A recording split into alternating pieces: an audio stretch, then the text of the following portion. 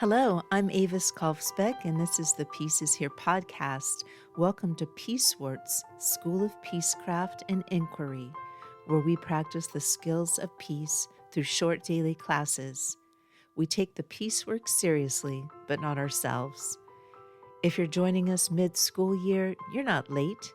Orientation begins at episode 198.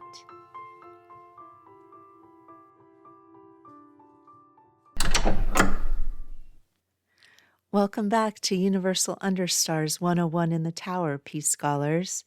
We have spent our first week looking at the photos, the physics, and the atmosphere. Today we talk about your allegiance. Socrates said, "I am not an Athenian or a Greek, but a citizen of the world." In the world below, you are often asked to be a national resident. You're given a flag, a set of borders, and a list of people you're supposed to distrust. But in this tower, we are practicing a different identity.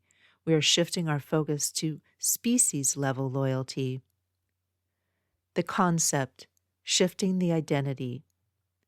Species-level loyalty is the realization that our primary survival unit is not the nation-state, but the human race.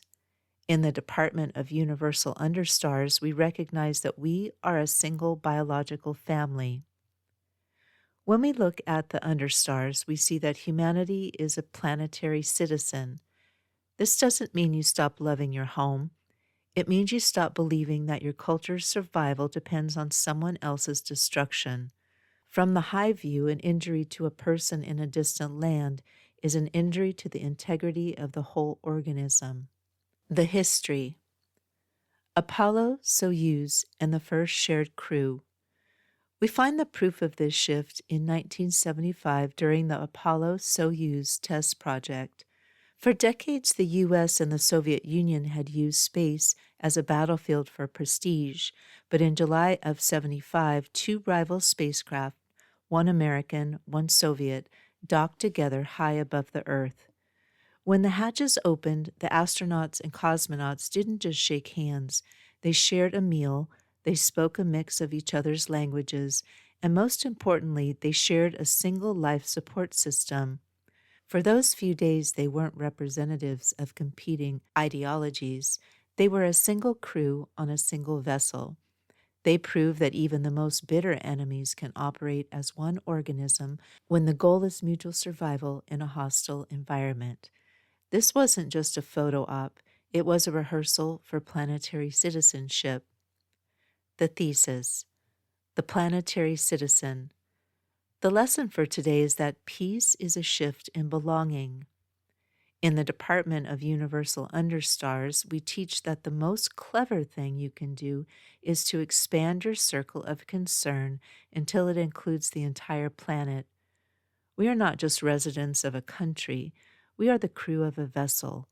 When you adopt the identity of planetary citizen, the necessity of war evaporates because you realize you are only ever fighting your own crewmates. Your homework. 1. Interrupt your routine to look up the Earth flag, the one with the interlocking rings, and read about why it was designed. 2. Write down one question you have after this episode or doing homework number 1.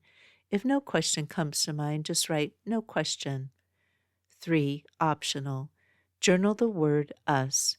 Who is included in your us today, and could that circle be wider? We are officially halfway through our climb. Get some rest.